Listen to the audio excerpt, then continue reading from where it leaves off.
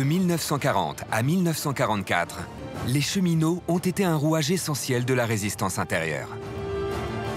Des premiers sabotages aux attentats individuels contre des soldats allemands, ils se sont battus pour chasser l'occupant.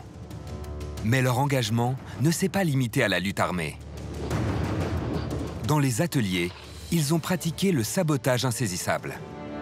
Le sabotage insaisissable est une forme véritablement d'engagement résistant. Ils ont été les pionniers de la presse clandestine.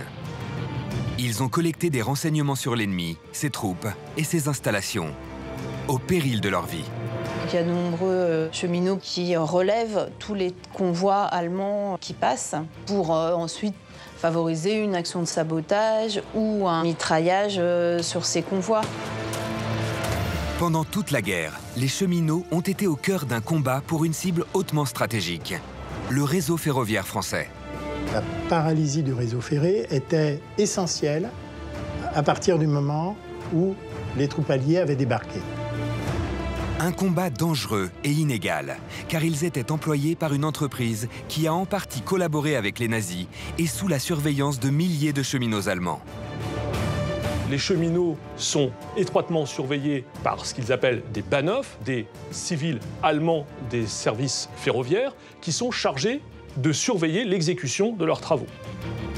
Face à cette poigne de fer qui s'abat sur eux, les cheminots vont se rebeller. Pour leur engagement, ces soldats de l'ombre ont payé un lourd tribut. Les militaires allemands vont littéralement massacrer 86 personnes, dont 22 cheminots. Plus de 2500 d'entre eux sont morts exécutés, déportés ou les armes à la main en combattant dans les maquis. Le sacrifice de ces anonymes ne sera pas vain. Les actions des cheminots finiront par paralyser l'ennemi, empêchant tout mouvement de troupes ou de matériel.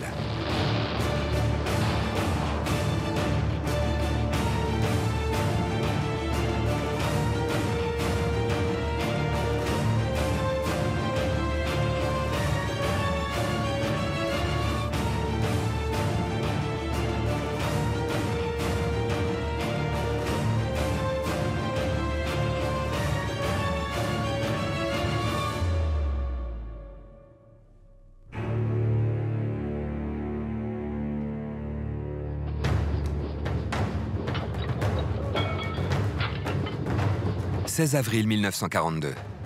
Il est 7 h du matin. À Errand, dans le Calvados, des cheminots s'apprêtent à faire dérailler un train.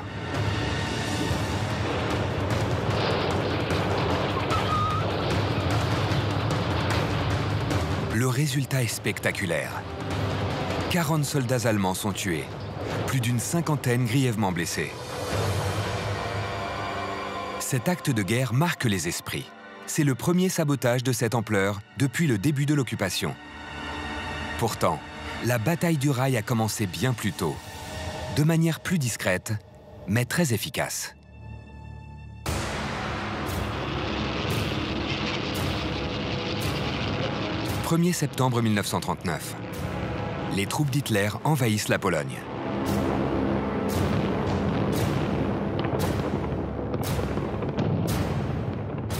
Trois jours plus tard, la France entre officiellement en guerre contre l'Allemagne. Ce conflit va précipiter une toute jeune entreprise dans le chaos. La SNCF, la Société nationale des chemins de fer français. C'est à l'époque la plus grande entreprise de France. Elle emploie plus de 500 000 personnes. Dès la mobilisation générale, la SNCF est réquisitionnée par le ministère des Armées.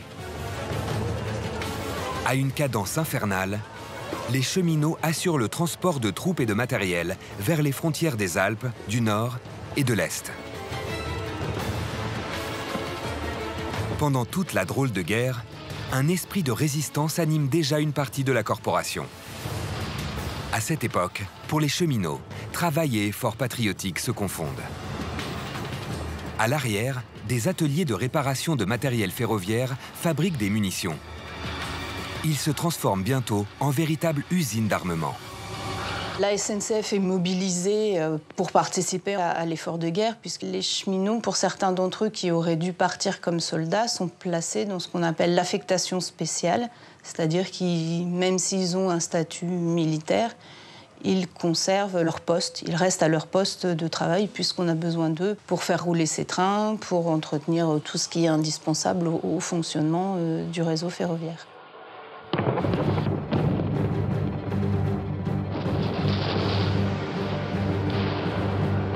Le 10 mai 1940, l'invasion allemande et sa terrible guerre éclair vont encore renforcer l'esprit de résistance des cheminots. Elle va les précipiter dans la tourmente comme des millions d'autres Français.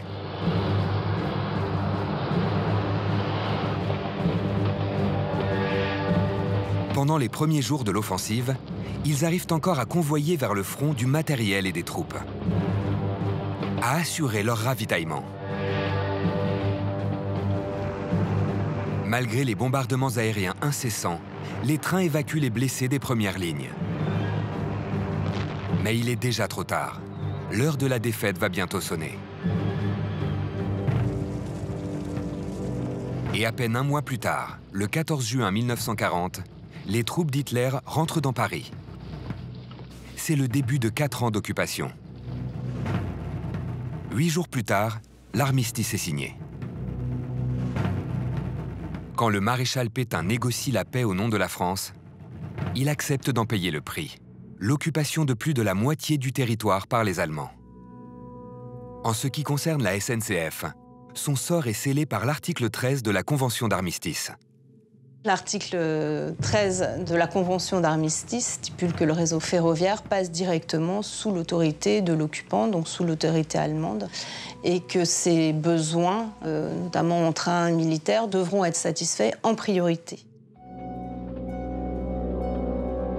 Plus de 25 000 km de voies, la moitié du réseau français, sont réquisitionnés pour servir l'économie de guerre nazie.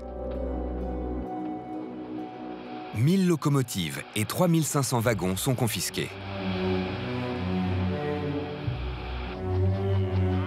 Ils forment des convois qui acheminent outre-Rhin des produits alimentaires et des matières premières pillées par les troupes du Reich.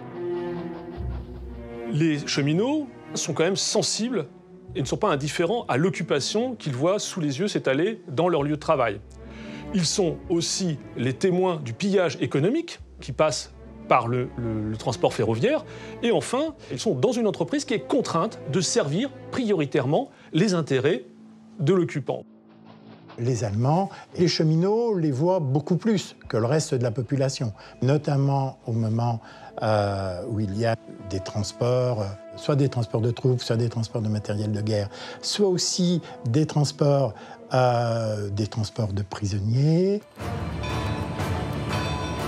À l'humiliation de ce rappel constant de la défaite, s'ajoute très vite une nouvelle blessure. Celle d'être dirigé par des chefs allemands. Pour contrôler le trafic ferroviaire et le travail de leurs homologues français, 25 000 cheminots allemands arrivent en France au début du mois de juillet 1940. Les cheminots sont étroitement surveillés par ce qu'ils appellent des Bahnhof, c'est-à-dire des civils allemands des services ferroviaires qui sont chargés de surveiller l'exécution de leurs travaux.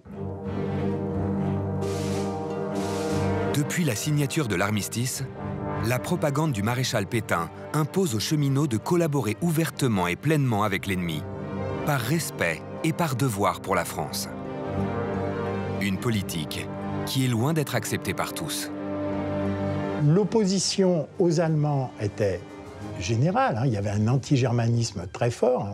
On ne disait pas les Allemands, on disait les Boches, on disait les Schleux. Certains cheminots étaient d'anciens soldats de la Grande Guerre, ou des fils de soldats de la Grande Guerre.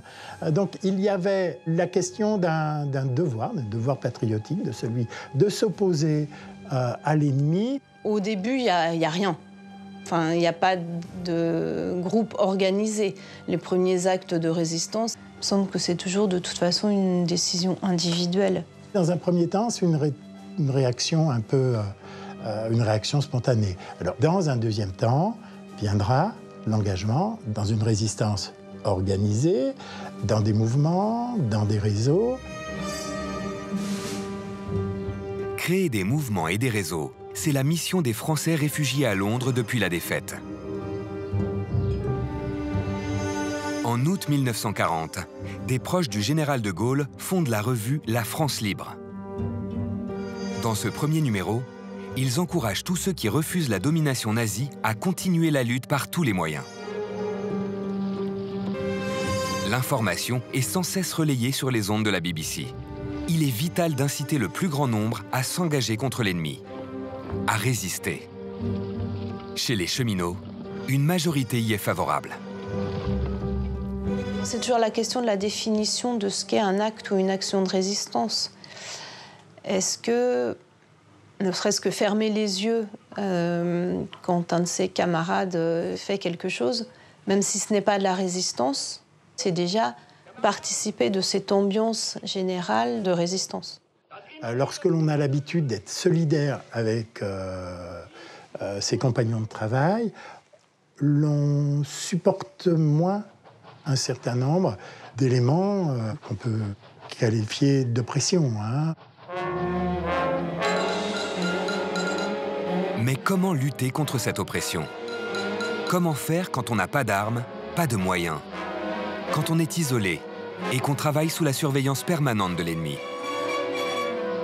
Le premier réflexe, c'est d'utiliser la ruse.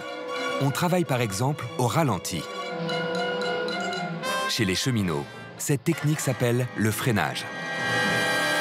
Le freinage, c'est faire en sorte de faire des gestes professionnels qui vont retarder la sortie du matériel du dépôt. On est encore au temps de la vapeur, donc monter en chauffe une locomotive, ça prend des heures avant qu'elle soit en état de rouler.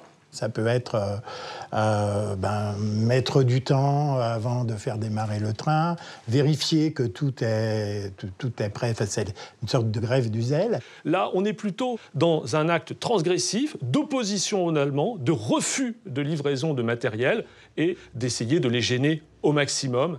Il peut aussi y avoir déjà un début de sabotage en supprimant le chauffage dans certaines voitures de voyageurs dans lesquelles il y avait des soldats allemands, ou de la part des mécaniciens en freinant très brusquement, de manière à ce que tous les soldats soient déstabilisés et puis tombent pour certains d'entre eux. Nous, ça nous paraît aujourd'hui presque, je dirais pas infantile, mais enfin bon, attention, à l'époque, c'était dangereux.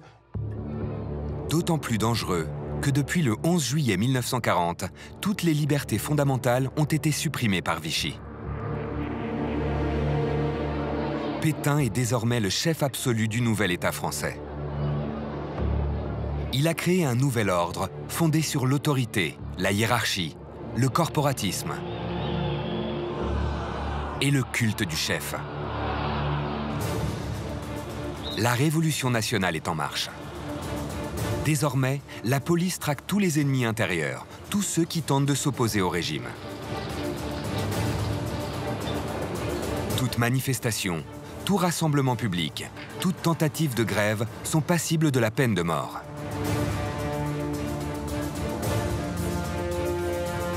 Malgré ces menaces, des cheminots refusent la dictature du maréchal. Et ils l'expriment. Sur les murs, ils collent tout d'abord de simples billets, des petits papillons.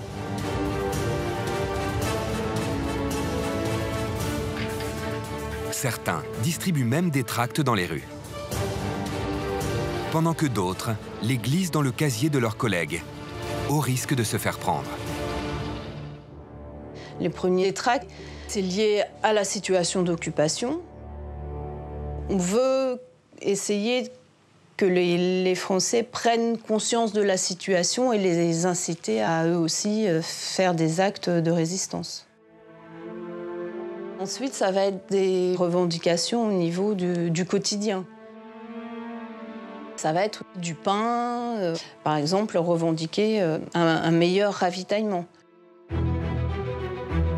Pour dénoncer la pénurie générale, les tracts deviennent de plus en plus vindicatifs. Ils critiquent ouvertement la politique collaborationniste de Pétain. Mais pour rédiger ces bulletins interdits par le régime, il faut du matériel. Dans les ateliers de Paris-Landy, le premier acte de résistance de Pierre Fouquet, un chef mécanicien, est de se procurer une précieuse machine à écrire.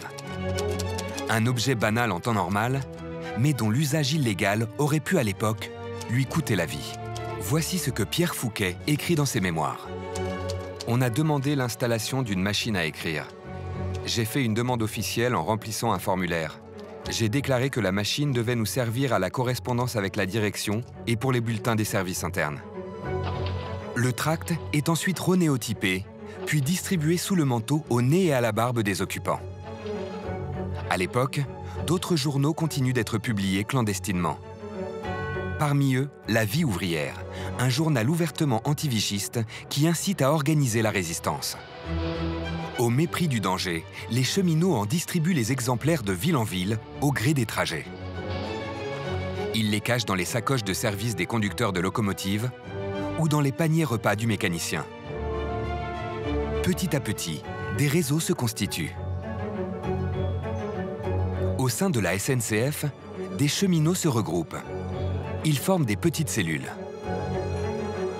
Elles sont indépendantes et inconnues les unes des autres, mais toutes unies par le même but: se battre contre le régime de Vichy et l'occupant allemand.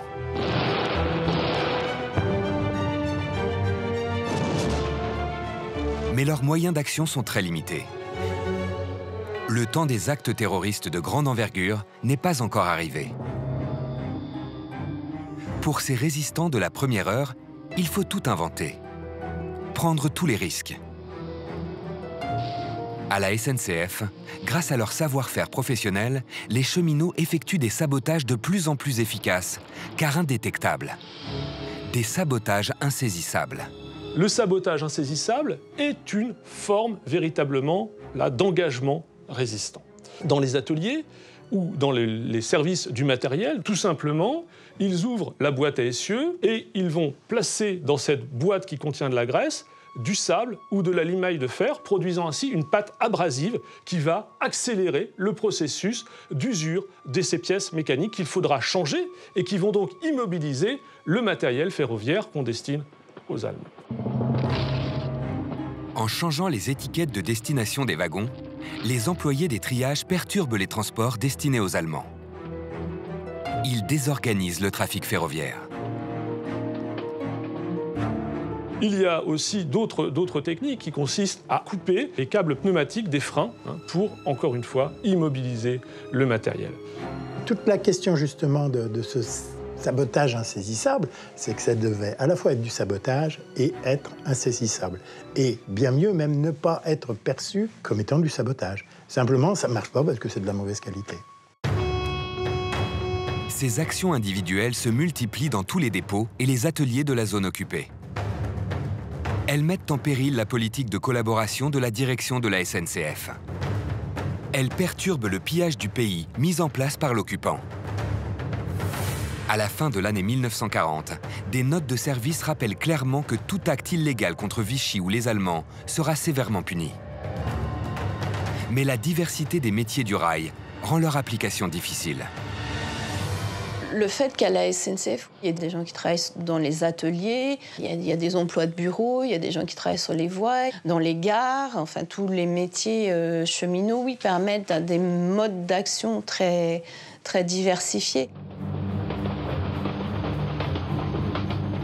Parmi tous ces métiers, une catégorie occupe une place à part. Les roulants, ceux qui conduisent les trains. Depuis l'armistice, la France est coupée en deux par la ligne de démarcation.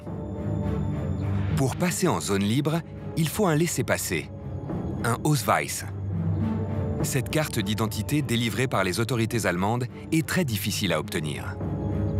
Et partout, le long des 1200 km de la ligne, de la frontière suisse au Pays Basque, les contrôles sont très stricts. Sauf pour les roulants. Grâce à leur Bahnausweis, ils échappent aux restrictions de circulation entre la zone occupée et la zone libre. Un simple ordre de mission leur suffit pour la traverser. Une aubaine pour la résistance. Les agents de conduite se servent des gares les plus isolées pour faire passer en zone libre les fugitifs qui n'ont pas d'Ausweis.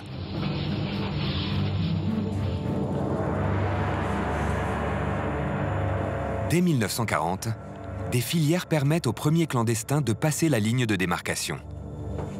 Parmi eux, un jeune garçon d'origine juive de 11 ans. Voici ce qu'il écrit à l'époque. « Mes parents voulaient que je parte, car ils avaient peur pour moi. Je me suis retrouvé là avec d'autres voyageurs qui voulaient passer en zone libre. Je crois que dans la pièce, il y avait des hommes qui étaient des prisonniers et qui s'étaient évadés d'Allemagne.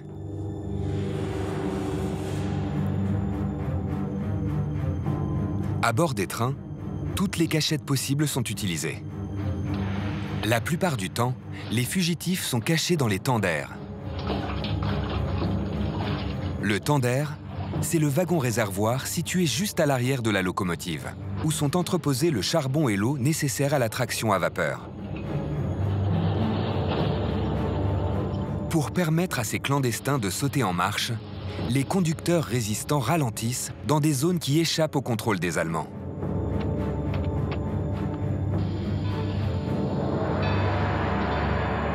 Les cheminots qui font passer des gens cachés dans les tenders pour passer la ligne de démarcation, ils savent pertinemment que c'est formellement interdit. Les résistants qui sont pris à accomplir des actes de sabotage, eh bien, peuvent être arrêtés, pris en otage, déportés et même fusillés. La résistance, c'est toujours lié à la possibilité d'être réprimé pour ce qu'on fait. Pour les cheminots qui ont fait le choix de s'engager, le risque est permanent. Pourtant, malgré le danger, certains vont aller encore plus loin. Ils créent dès le début de l'occupation de véritables réseaux. Dans le nord de la France, Eugène Dallandre met en place une structure clandestine. Dallandre est contrôleur technique. Son travail consiste à vérifier l'état des voies ferrées. Avec la complicité de son épouse et de son fils, il fournit du papier et de l'encre pour la fabrication d'un journal clandestin à grande diffusion, La Voix du Nord. Il noyaute les services des bagages de plusieurs gares pour l'expédier dans toute la France.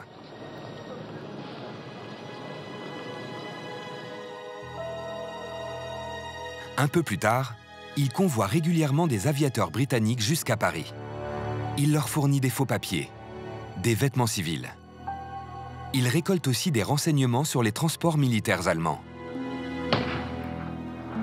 Arrêté, il sera fusillé en décembre 1943.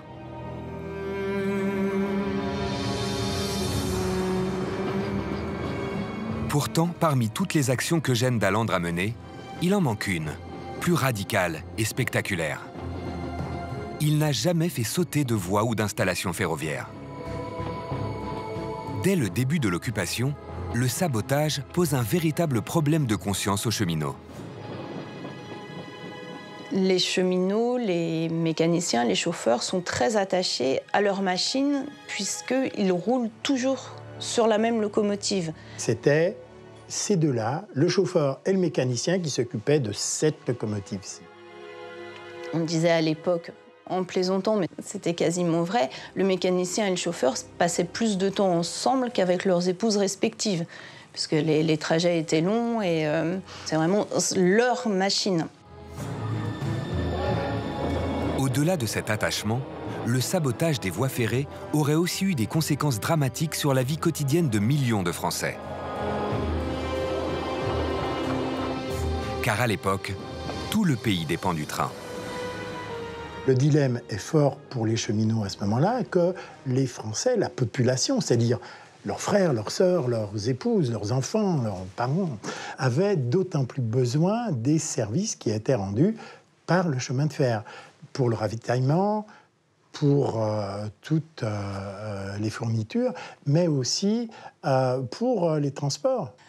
Et puis, saboter une voie pour faire dérailler un train, ça met aussi en danger la vie du mécanicien et du chauffeur. Mais en 1941, un événement va transformer les cheminots communistes, majoritaires à la SNCF, en véritables combattants. Un événement qui se déroule à des milliers de kilomètres.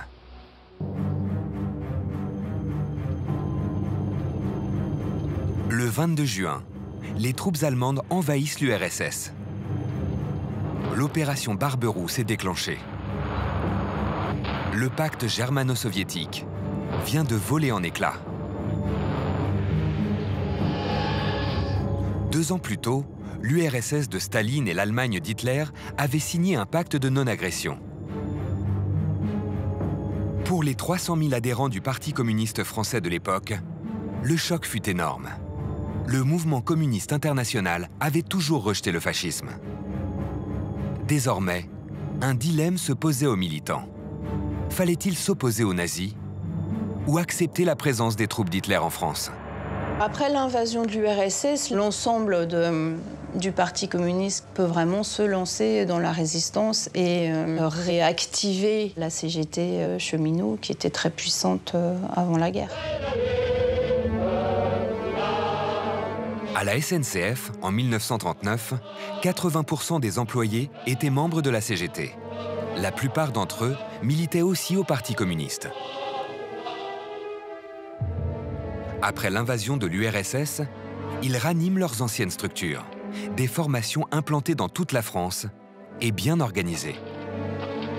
Le journal L'Humanité se fait l'écho des nouvelles consignes de l'Internationale communiste, qui exhorte tous les ennemis du nazisme à se lancer dans la lutte armée, sans ambiguïté. Que faut-il pour aider l'URSS à écraser Hitler? Du sabotage, encore du sabotage, et toujours du sabotage. À partir de l'été 1941, des cheminots répondent à cet appel à la guerre clandestine. Ils deviennent des membres actifs d'une branche du Parti communiste, l'Organisation spéciale. Ces cellules, les futurs FTP, les francs-tireurs et partisans, lancent des actions armées. Louis Coquillet, un ouvrier serrurier à la SNCF en Bretagne, rejoint une de ces cellules. Il monte à Paris et recrute d'autres militants. Très vite, son groupe se procure des armes et élabore des plans d'action paramilitaires. Puis, Coquillet et ses hommes attaquent des casernes et des véhicules allemands. Ils participent à l'exécution d'un officier. Le cheminot est arrêté au début de l'année 1942 avec d'autres camarades lors d'un contrôle de routine.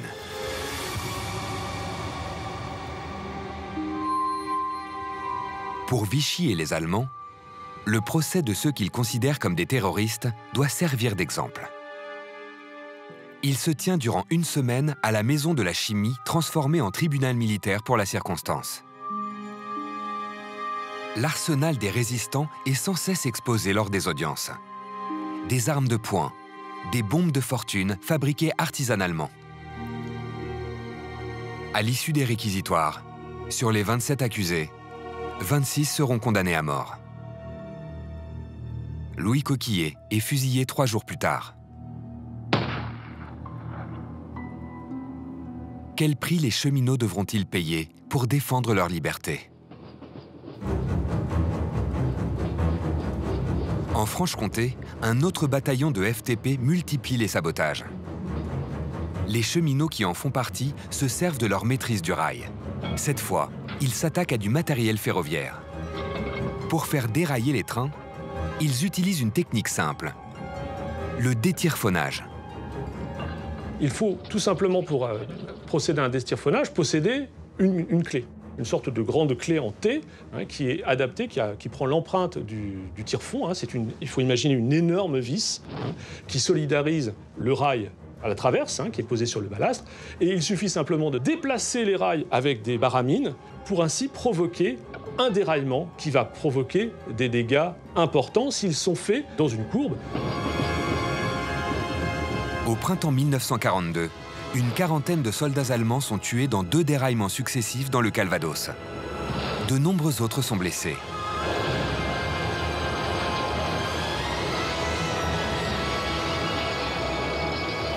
Cette opération a été soigneusement planifiée, car le train détruit, le Cherbourg-Maastricht, est une cible de choix. Il transporte régulièrement des militaires en permission. Les dégâts matériels sont impressionnants. La locomotive est hors d'usage. 25 wagons sur les 40 qui composaient le train sont détruits. Le trafic a été interrompu pendant 3 jours et il a fallu amener des grues pour déblayer tout le matériel et réparer les voies. Des travaux qui ont duré des semaines. Le sabotage est un véritable succès. Les auteurs sont 4 résistants de la gare de Caen, donc qui sont d'obédience communiste, et l'équipe FTP de Paris va venir en Normandie pour constater un petit peu les dégâts et interroger les résistants à l'origine. Ils vont ainsi rédiger un manuel du sabotage par la technique du détyrphonage qui sera diffusé dans les organisations communistes dès l'été 1942. Près de Chalon-sur-Saône, un train de marchandises a déraillé à la suite d'un acte de sabotage commis par un groupe terroriste. De août 1941 à mars 1942, une centaine de sabotages de voies ferrées ont lieu en France. Des actes qui entraînent des réactions brutales de la part de l'occupant. Il y a eu des représailles, il y a eu des déportations. Les Allemands, à partir de là, vont utiliser des boucliers humains dans le cadre, justement, des déplacements de permissionnaires allemands. Printemps 1942. Pierre Laval, qui a pris l'ascendant sur Pétain, gère désormais seul les affaires de la France. Il franchit une nouvelle étape dans la collaboration. Désormais, la SNCF vit complètement à l'heure allemande.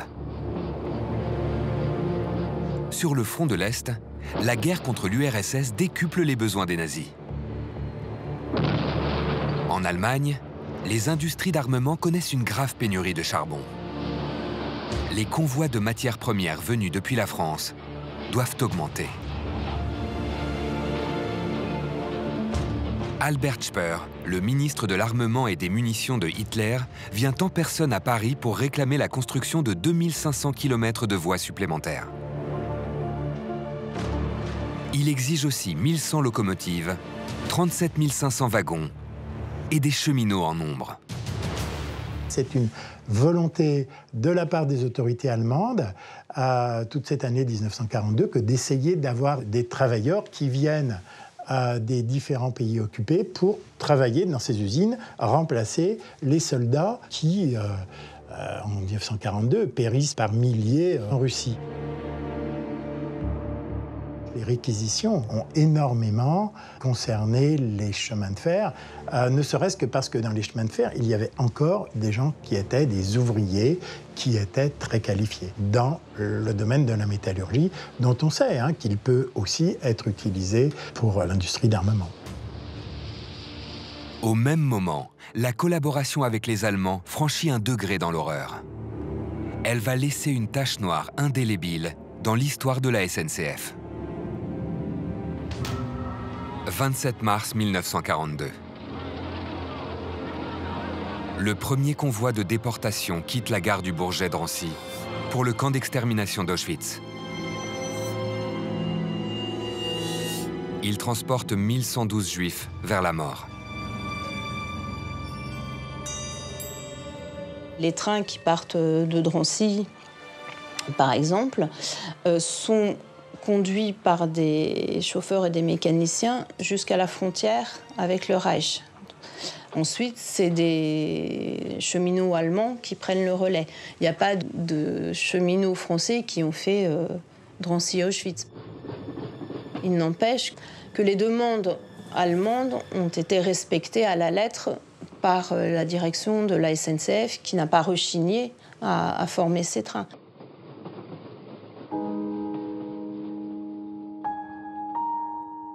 Ces convois spéciaux, comme on les surnommait, sont toujours fortement escortés par des gendarmes français et de nombreux soldats allemands. Les cheminots assistent impuissants à ces déportations. Ils ne peuvent rien faire, sous peine d'être exécutés sur le champ.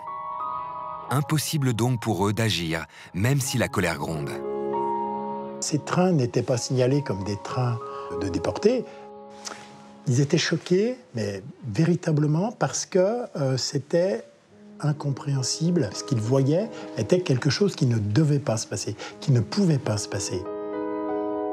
Il faut bien comprendre que ces hommes avaient été socialisés sous la Troisième République, à un moment où l'on n'arrêtait pas quelqu'un qui n'avait rien fait. On n'arrêtait pas un enfant. C'était impossible d'arrêter des enfants. Or, ceux-là, ils en sont témoins. Ils en sont témoins, voire acteurs, hein, dans le cadre de leur métier. Témoins ou acteurs, cela n'empêche pas les cheminots de manifester des gestes de solidarité individuelle. Une autre forme de résistance, plus discrète. Certains donnent de l'eau et de la nourriture aux déportés lors des arrêts des convois. D'autres ramassent sur les bords des voies ferrées les petits mots lancés depuis les wagons et transmettent ensuite aux familles ces derniers messages. À la fin de l'été 1942, le rythme des trains de déportation augmente, tout comme les réquisitions de travailleurs. Pour répondre aux besoins croissants de main-d'œuvre des nazis, Laval met en place un nouveau dispositif pour les satisfaire, la relève. Il négocie la libération de 50 000 prisonniers de guerre français contre le départ en Allemagne de 150 000 ouvriers. Derrière ce discours officiel se cache pourtant une autre réalité. La relève n'est rien d'autre qu'une réquisition forcée de milliers de travailleurs. Contre cette pratique, des ouvriers de la SNCF réagissent. En octobre 1942, à Oullins, dans le Rhône, la direction d'une usine de réparation de locomotives réquisitionne 30 ouvriers pour partir en Allemagne. Immédiatement, prenant tous les risques, les cheminots se mettent en grève. L'interruption du travail gagne tous les sites ferroviaires de la région lyonnaise, de Saint-Étienne, de Chambéry, avant d'essaimer vers Marseille et le sud de la France.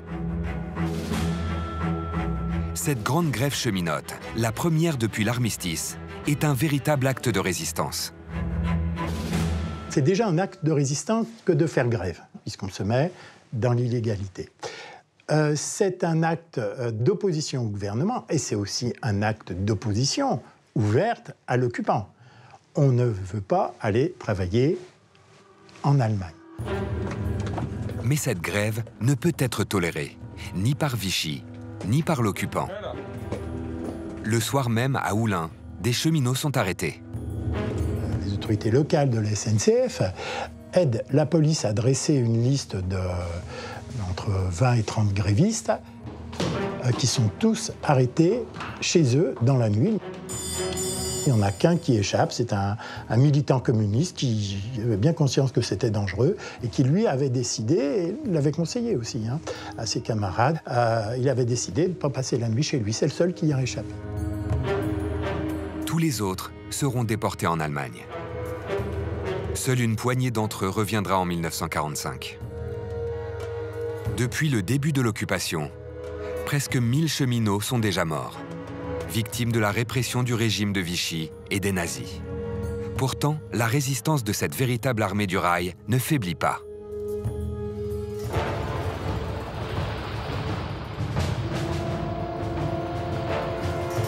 « 8 novembre 1942. 300 navires et plus de 100 000 soldats anglais et américains s'approchent des côtes de l'Algérie et du Maroc. L'opération Torche commence. Les troupes du général Rommel, le commandant de l'Africa Corps, sont mises en déroute. En représailles, les nazis envahissent la zone libre. Ils occupent désormais tout le pays. Pas question que ces revers fragilisent les positions de l'Allemagne en France. Pendant ce temps, sur le front de l'Est, les troupes d'Hitler subissent revers sur revers. L'opération Barberousse est un désastre. L'Allemagne manque de plus en plus de bras. En février 1943, les nazis imposent donc au gouvernement de Vichy la mise en place du STO, le service du travail obligatoire. Des milliers de jeunes Français sont contraints de partir travailler dans les usines d'armement allemandes. Tous les moyens sont bons pour y échapper. les cheminots vont encore une fois montrer leur esprit de résistance. Comme les autorités allemandes ont besoin des cheminots français, ils dispensent la SNCF de ce STO. Et pas mal de jeunes vont être embauchés de manière fictive à la SNCF pour échapper au STO. Mais ça, c'est pas un ordre de la direction, mais c'est plus au niveau local, à dire, bah oui, moi j'ai besoin de quelqu'un, là, donc on embauche des jeunes gens pour les soustraire au départ en Allemagne. Dès le printemps 1943, ces jeunes cheminots montent au maquis. Ils intègrent des groupes de FTP. Ils apprennent le maniement des armes et les techniques de sabotage. Ils mettent en place des filières qui permettent aux autres réfractaires d'échapper au STO.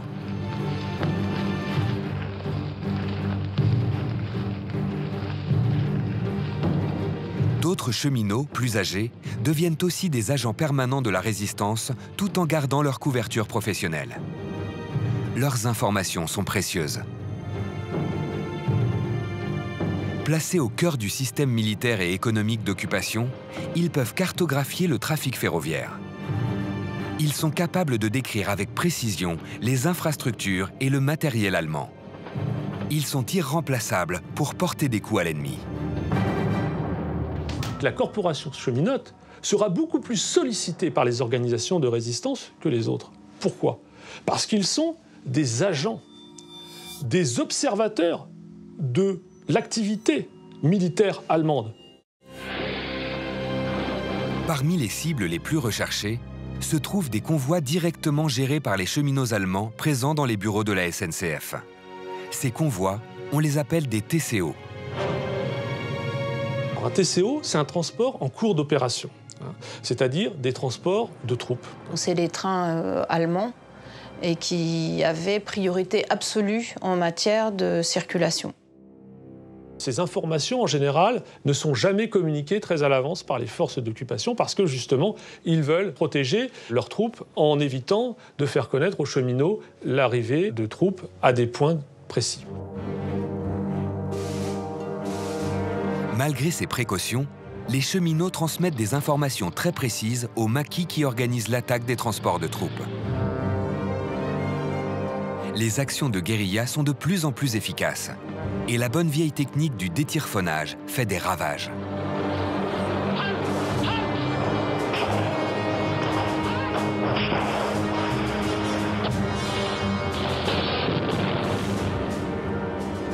Mais pour les cheminots qui ont intégré ces groupes armés, saboter reste toujours un dilemme.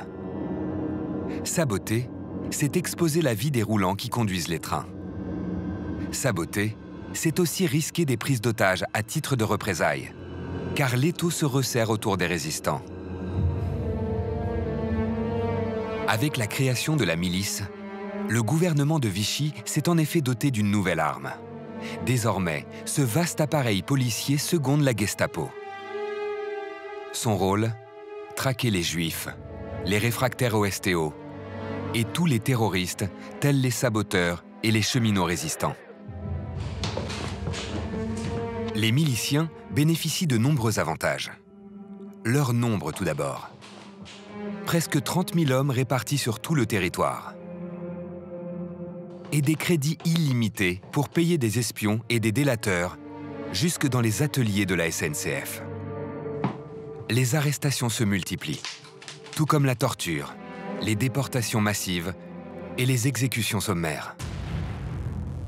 Parmi les victimes de la répression, Roger Guintard. Ce cheminot sera fusillé pour avoir détruit 5 locomotives dans un dépôt. Malgré la violence de la milice et de la Gestapo, la lutte contre Vichy et l'occupant se généralise. Des collectes d'armes massives s'organisent. Le recrutement de volontaires s'accélère. Les sabotages se multiplient dans tout le pays. Depuis mai 1943 et la création du Conseil national de la résistance, tous les mouvements de lutte sont unis. Parmi eux, un organisme directement financé par la France libre, le NAP, le noyautage des administrations publiques.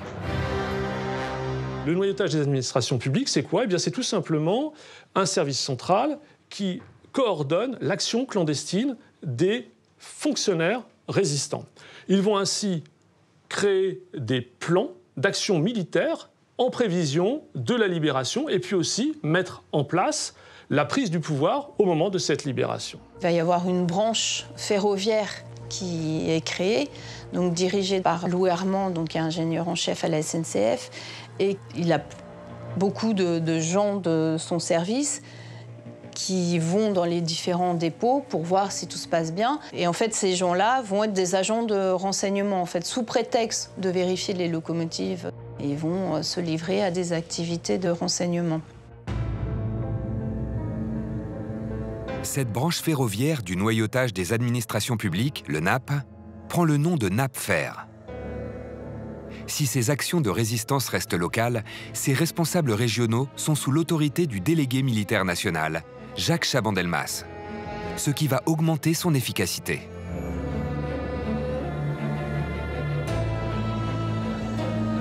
Depuis plusieurs mois, des membres du NAPFER aident les Alliés à élaborer des plans pouvant être utilisés lors d'un débarquement.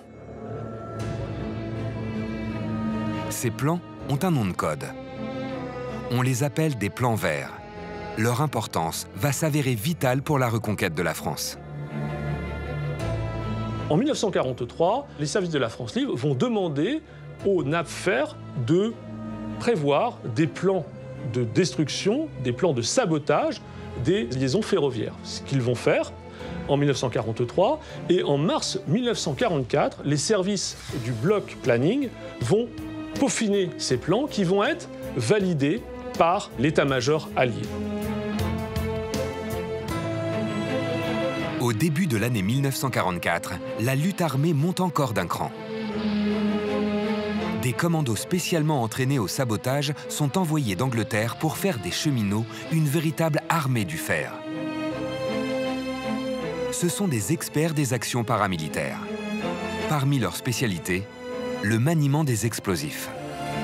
L'organisation des sabotages qui utilisent des explosifs, ça demande des compétences assez techniques, qui sont en fait acquises par des saboteurs qui viennent de Londres, qui viennent des services du BCRA, du Bureau central de renseignement et d'action, ou bien du Special Operations Executive britannique.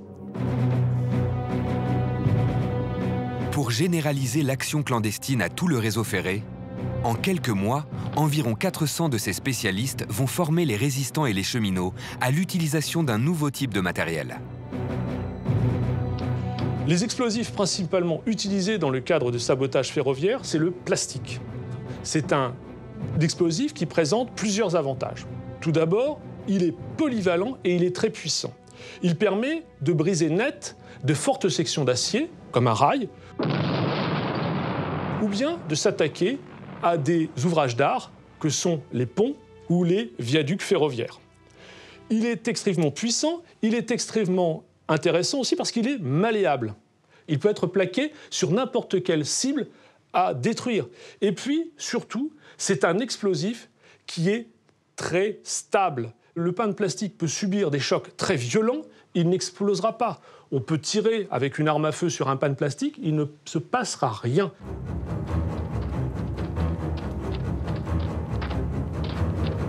Quand ils ne font pas sauter eux-mêmes les voies, les cheminots se servent une fois de plus de leur connaissance du terrain pour aider les saboteurs à placer les explosifs aux meilleurs endroits.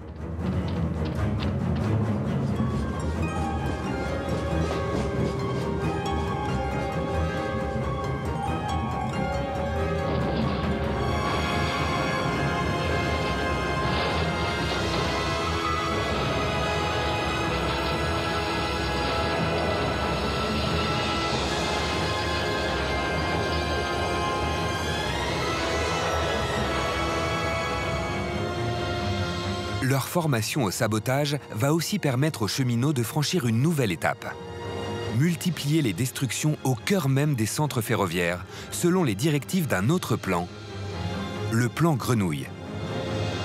Le plan Grenouille, en fait, c'est le prolongement du plan vert. C'est la destruction très ciblée d'éléments d'installation fixes qu'on appelle les rotondes, ou bien aussi les engins de levage. Ce sont des pièces stratégiques dans les dépôts et dans les triages, puisque une rotonde, si elle est sabotée, rend prisonnière les locomotives qu'on appelle les locomotives chaudes qui sont placées dessus. Les locomotives chaudes, ce sont les locomotives qui sont mises sous pression avant leur service le matin.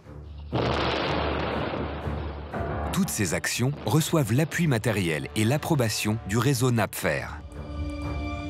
Il a des yeux partout et coordonne les actions de résistance dans toutes les régions. En Savoie, dans le Jura, dans les Landes, les sabotages sont quotidiens. Les ponts en deviennent les cibles prioritaires afin d'isoler les zones de combat.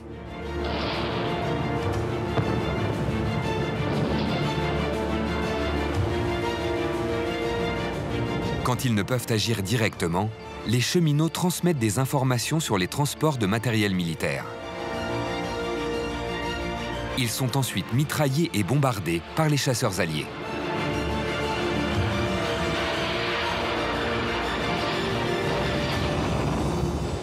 Pourtant, malgré leur capacité à infliger des pertes sévères à l'ennemi, un nouveau débat anime les dirigeants clandestins du Napfer.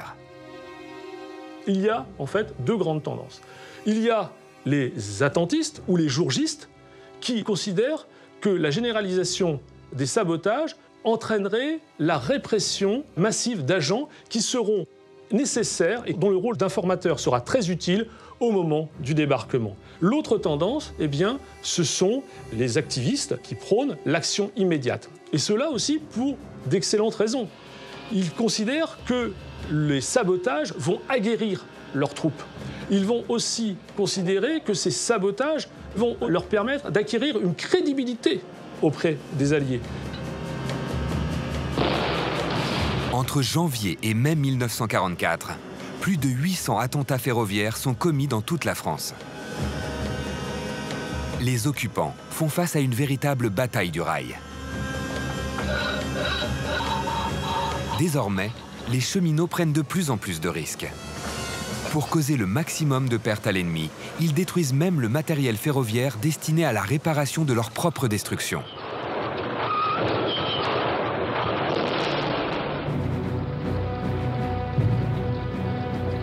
De leur côté, les Alliés veulent en finir au plus vite. Les forteresses volantes anglaises et américaines entament donc une campagne massive de bombardement des nœuds ferroviaires, des centres de triage et des dépôts de tout le nord de la France.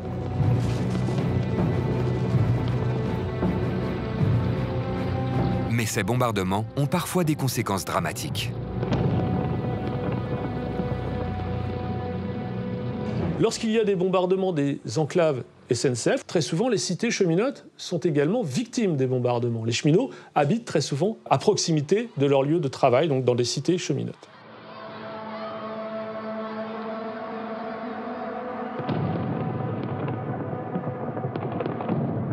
Il y a eu le bombardement du 21 avril 1944 sur le dépôt de la Chapelle, où les bombes tombent certes sur le dépôt, mais aussi énormément sur le 18e arrondissement, sur Aubervilliers. Et il y a plusieurs centaines de victimes civiles qui sont relevées à l'issue de ce bombardement.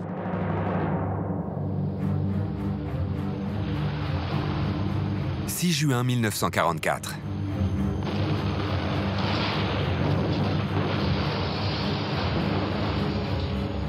Tandis que les Alliés font pleuvoir des tonnes de bombes sur les défenses allemandes, 130 000 soldats mettent le pied sur le sol français.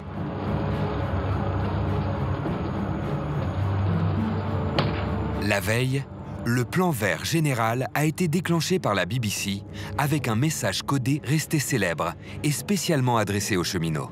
Ici, Londres. Les Français parlent aux Français. Veuillez écouter tout d'abord quelques messages personnels. Les sanglots longs des violons de l'automne. Je répète, les sanglots longs des violons de l'automne. La consigne est claire. Le sabotage à outrance doit empêcher tous les transports allemands, de manière irrémédiable.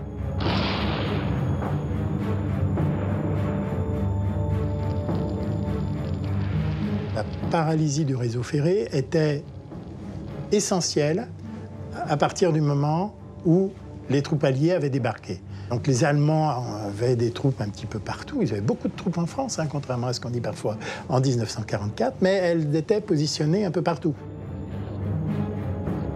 Paralyser le réseau ferroviaire permet d'encager, c'est un terme militaire, permet d'encager le théâtre d'opération. Ainsi, le plan vert va être déclenché dans la nuit du 5 au 6 juin 1944 pour empêcher la remontée vers la Normandie des troupes vers les têtes de pont du débarquement allié. Pour empêcher les mouvements de troupes allemandes, des cibles hautement stratégiques doivent être détruites. Parmi elles, un important centre ferroviaire situé à proximité de Lyon. Ambérieu, en Bugey, est un dépôt très important dans la région et il fallait impérativement, dans le cadre du plan vert, le détruire. Les équipes sont dirigées par des cheminots qui vont s'attaquer d'abord au pivot de la rotonde. Ils vont placer une charge assez énorme puisqu'il y aura 3 kilos d'explosifs qui vont être plaqués sur ce pivot. La puissance de l'explosion provoque la destruction de 52 locomotives. Dans un second temps, les cheminots parachèvent leur exploit. Ils lancent une locomotive et son convoi sur des wagons bloqués par l'empilement des épaves. Tout le réseau de la région lyonnaise est définitivement hors d'usage. Partout, les résistants du rail vont être héroïques. Les chemins de fer auraient fonctionné en juin 1944, comme ils fonctionnaient en juin 1939, les Alliés auraient eu beaucoup plus de difficultés à gagner la bataille de Normandie. On ne sait même pas d'ailleurs s'ils l'auraient gagnée. Après le débarquement, les maquis investissent progressivement les villes libérées. Là encore, les cheminots sont en première ligne. Ils sont chargés par les FFI, les forces françaises de l'intérieur, de bloquer l'évacuation des convois allemands qui fuient vers l'Allemagne par tous les moyens. Mais aussi de protéger les installations ferroviaires contre les destructions de l'ennemi.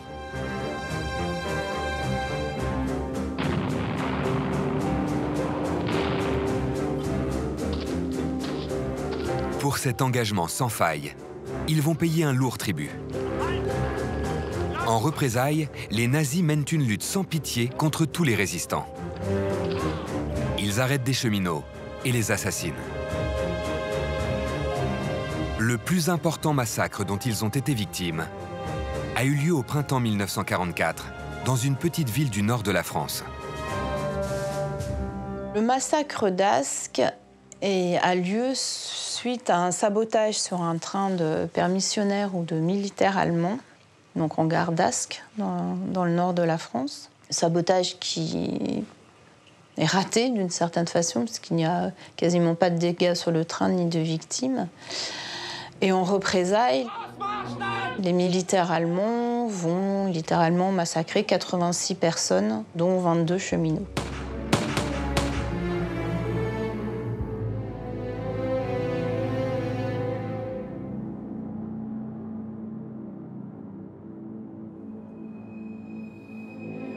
De 1940 à 1944, plus de 2500 cheminots sont morts, victimes de la répression du régime de Vichy et des autorités nazies.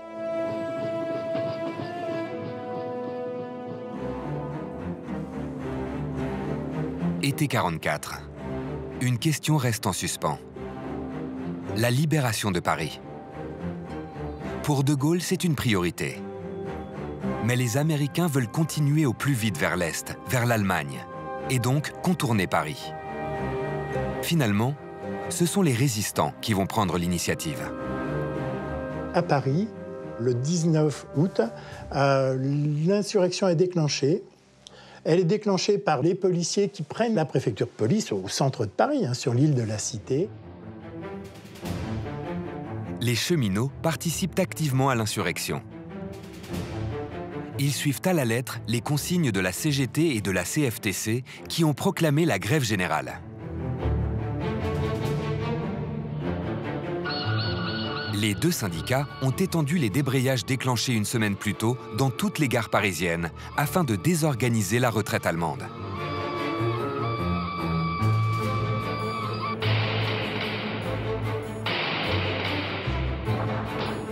Les employés de la SNCF participent aussi au combat qui commence dans l'après-midi.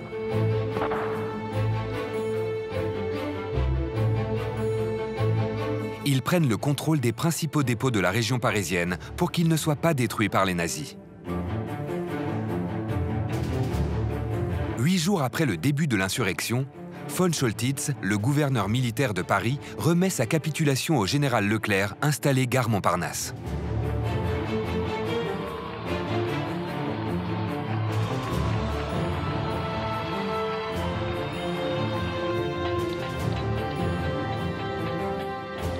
Dès l'été 1944 et jusqu'à la victoire finale en mai 1945, les cheminots continuent de participer activement à l'effort de guerre.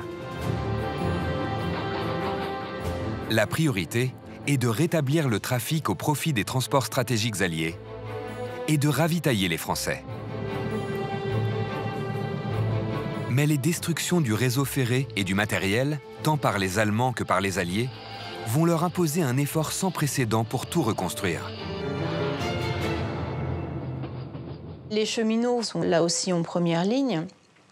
Et c'est un moment où il y a une espèce d'union nationale, d'une certaine façon. Et les cheminots acceptent de travailler jusqu'à 60 heures par semaine, de vraiment allonger considérablement leur durée de travail pour participer à la reconstruction du réseau ferroviaire, ou avec une espèce d'analogie entre on reconstruit le réseau ferroviaire, ça reconstruit la France.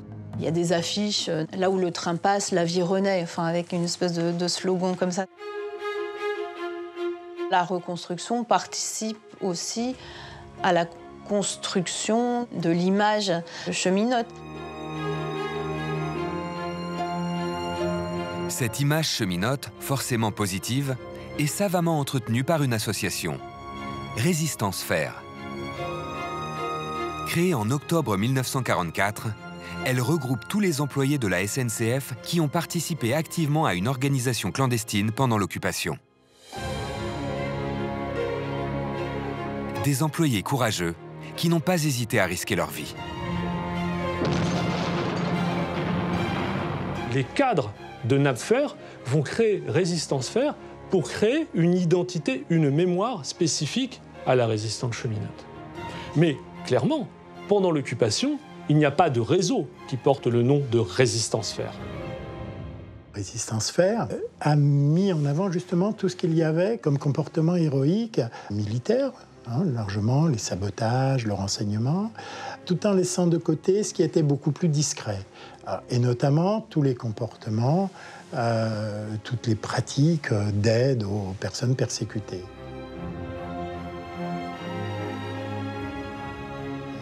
Cette résistance au quotidien qui pouvait aller justement du sabotage insaisissable jusqu'au fait de cacher quelqu'un qui était poursuivi par les Allemands, qui était tout aussi dangereuse, semblait normale. Que reste-t-il aujourd'hui du combat des cheminots pour la liberté? Dans la mémoire collective, il demeure le seul groupe professionnel clairement identifié à la résistance, aux actions de sabotage et à la lutte armée. Au début de l'occupation, les opposants étaient peu nombreux, pas ou peu organisés. De plus en plus nombreux au fil du temps, ils ont agi et lutté pour exprimer leur refus de la présence allemande et de la collaboration voulue par Pétain et ses complices. La résistance des cheminots reste à cet égard le symbole d'une action d'opposition collective, de conviction et d'entraide de toute une corporation. Sans eux, sans leurs actions qui ont paralysé les troupes allemandes, le débarquement aurait-il réussi ?